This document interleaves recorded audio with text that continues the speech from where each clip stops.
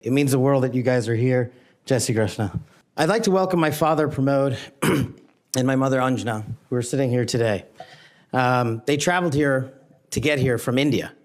My sister's also here, Nisha. Chairman Grassley, Ranking Member Durbin, and members of the Judiciary Committee. Thank you for the opportunity to appear today. I must start with a word of prayer for the tragic accident that befell our nation last night, where we lost civilians and service members. I pray for their families. I pray for law enforcement and military personnel, and I pray for their souls, and hopefully God will find them peace in the near future. I'd like to welcome my father, Pramod, and my mother, Anjana, who are sitting here today. They traveled here to get here from India. My sister's also here, Nisha. She also traversed the oceans just to be with me here today. It means the world that you guys are here. Jai Shri Krishna. I wouldn't be here today without their guidance, their unwavering support, and their relentless love. When President Trump informed me of his intention to nominate me as the director of the FBI, I was deeply honored. Sitting here today, I carry not only the dreams of my parents, but also the hopes of millions of Americans who stand for justice, fairness, and the rule of law. My commitment to these principles is deeply rooted in my family's history, which has profoundly shaped my worldview. My father fled Idi Amin's genocidal dictatorship in Uganda, where 300,000 men, women, and children were killed based on their ethnicity, just because they happen to look like me. My mother is originally from Tanzania. She studied in India, as did my dad, and they were married there. They would later emigrate to New York, as the senator pointed out, where I was born, and we were raised in a household of my father's 7 siblings, their spouses, and at least half a dozen children. That's the only way we knew how to do things at the time, in the 70s and 80s, the Indian way. But we would soon learn the American way. These values have shaped and been the driving force of my career in 16 years of government service. Protecting the rights of the Constitution is of the utmost importance to me and has been every single time I've taken that oath of office. The recent terrorist attacks in New Orleans tragically claimed the lives of 14 innocent Americans and serve as a stark reminder that our national security is at threat, both internally and externally. The FBI, the Federal Bureau of Investigation, and the Department of Justice, where I served, play a pivotal role in securing our freedoms and our safeties for American citizens. If confirmed as the next FBI director, I will remain focused on the FBI's core mission. That is to investigate fully wherever there is a constitutional factual basis to do so, and to never make a prosecutorial decision that is solely the providence of the Department of Justice and the Attorney General. For the first 8 years after law school, I served as a public defender, first for Miami-Dade County and later for the Southern District of Florida. During that time, I represented some pretty awful human beings, charged with some pretty heinous crimes.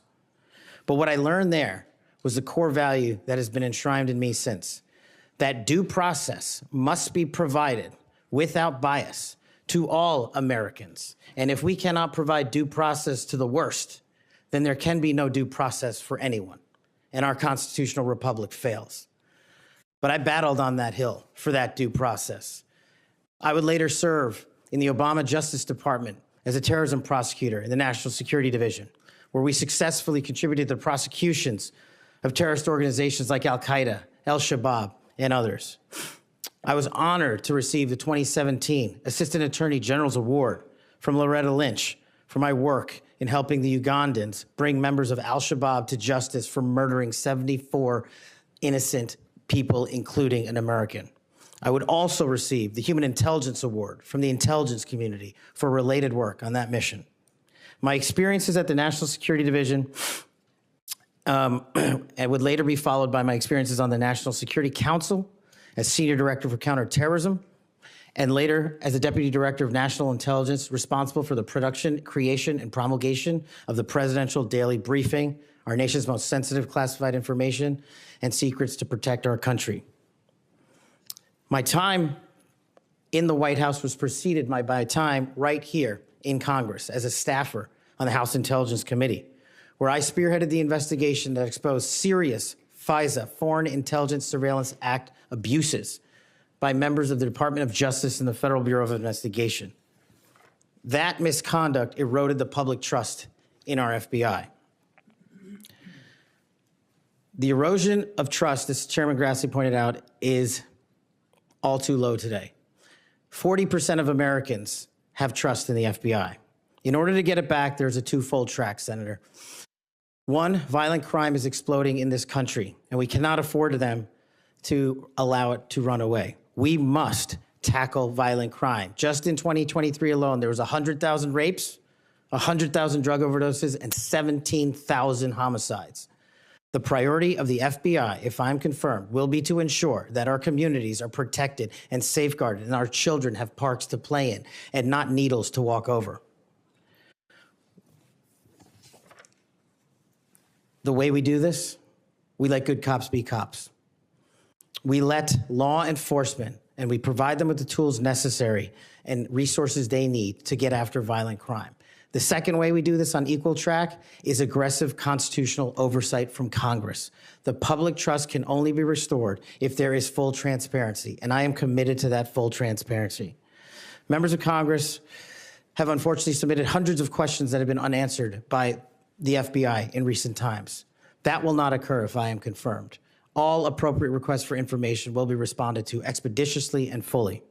I'm committed to working alongside the dedicated men and women of the FBI. They are warriors of justice, and I will always have their backs because they have the backs of the American people. I look forward to answering your questions, and I want to take a moment to thank my family, my friends, people who traveled here, and my entire team that has made this day possible. God bless America, and I look forward to your questions.